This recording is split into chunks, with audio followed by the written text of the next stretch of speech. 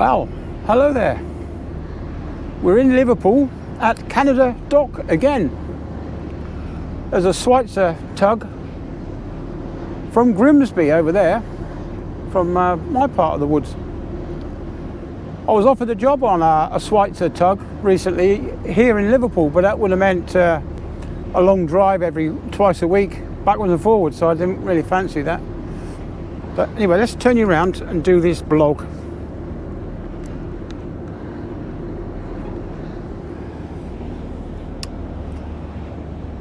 Well, normally when I come to sea, I get everything sorted. All my medication is calculated to last the length of the voyage plus an extra 2 weeks. I normally bring an extra 2 weeks worth of medication with me, so that, you know, if anything happens, I've got a little bit of leeway. But unfortunately,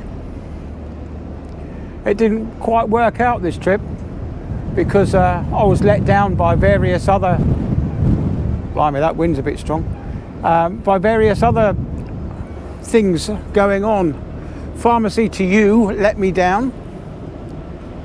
They failed to send out a delivery before Christmas, so I then had to go back and get a special number to take to my local chemist to get the prescription, and I didn't get that until just before the new year. And of course I didn't have enough medication to last me this voyage, because my doctor only gave me a month. Now I'm doing a month and 6 days here, so that's getting on for 5 weeks, but he only gave me 4 weeks worth of medication, which means I would have run out this week. So I arranged for my wife to pick up some more medication and send it out to me. Will you come back? Yeah, I'm coming. Will you lock the door, please? Yeah, I'll lock the door. Yeah, it's all right, it's only me. Right.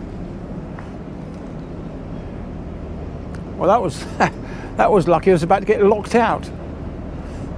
Yeah, we're all locked up in port. Anyway, I was talking about Pharmacy to You failed to send out my medication. I mentioned that bit, haven't I? Yeah, yeah, they failed to send out the medication, which means I didn't get it until the start of the new year. And then I worked out how much he'd given me, and he'd only given me a month's worth. And anyway, I arranged for more medication to be sent out. My lady wife posted it, and of course it ended up on what looks like some garbage bin somewhere. I don't know. I mean, I'm just surmising that it could be a refuge collection dustbin. But anyway, it's really disappointing. It's just, I just don't understand how the UK has declined now. We used to take pride in our work. People used to care what they did. It just seems now that the Pharmacy to You is just doesn't care. They get the order for medication, and then they don't say, oh look, we can't post it out to you, but you better get it locally and rearrange it that way. They could have just sent a quick email. It would have cost them absolutely nothing, no time whatsoever, just a standard email. Sorry, you can't get your medication, blah blah blah, go to your local chemist and get it.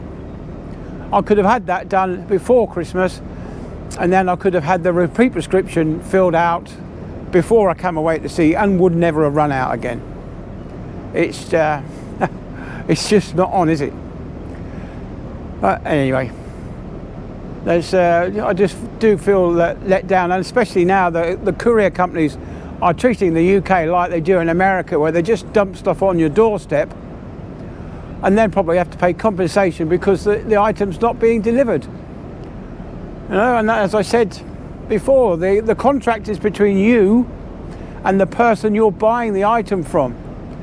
So if they post it and it doesn't get delivered, they are responsible for the item. So I'm surprised that the likes of Amazon, who often use people like Every Yodel, DHL, DPD, and of course the UPS. I'm surprised they don't have more claims against these people for missing parcels. I'm certainly going to pursue this claim for my missing medication. Well, it's well and truly lost now. But anyway. But yeah, trying to follow my New Year's resolution of being positive.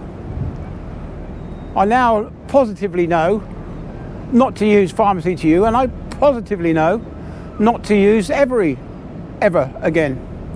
So I'll probably use UPS, or if failing that, DPD or DHL. Although my local Yodel delivery driver seems to be okay, but definitely not using Every. But anyway, went out for a few beers last night, and as Adrian Allen says about a particular pub that he knows about, who shut down rather quickly, it's the electricity charges for these pubs are going through the roof. Well, 100 and something thousand pounds a year for electricity. No pub can survive that, I don't think. And as I found out last night when we went into town to go to the Wetherspoons pub, that the Wetherspoons pub was shut down. Now that was a real surprise, because that was booming. Last time I went in was that was the end of October. Sorry, at the end of November, because I got off in December. So I went to that Wetherspoon in November, and it was absolutely jumping. So why is it shut now? I don't know. Maybe they can't afford the electricity bill. But anyway, but this is so we'll call that quits for my blog, because it's absolutely freezing, and I'm shivering. It's not the warmest places in the world here. So I'll just turn you around one more time to get the last view of Liverpool. And like I said, we're back in Canada Docks. Let's turn you around. Turn you around. There we go, that's better. So turn you around, and you can see the tug is still there. There's another tug through that little gap there. And there is a lock gate over that way somewhere that we came in. I can't see it now. But over there in the distance, there's some kind of dome arrangement, and you won't believe all the windmills. If you look out there, you can see dozens and dozens of windmills in the wind farm, and over there more windmills, and there's another windmill there. Very quiet, doesn't make a sound. And well, I haven't seen any seagulls fly into them.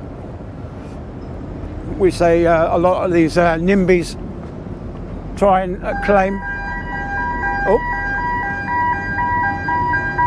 I think that alarm is on the shed over there. I don't think it's on my boat. I better go and check. Anyway, so we'll call it quits. See you all later, and I'll see you on the next one, as they always say. Bye then.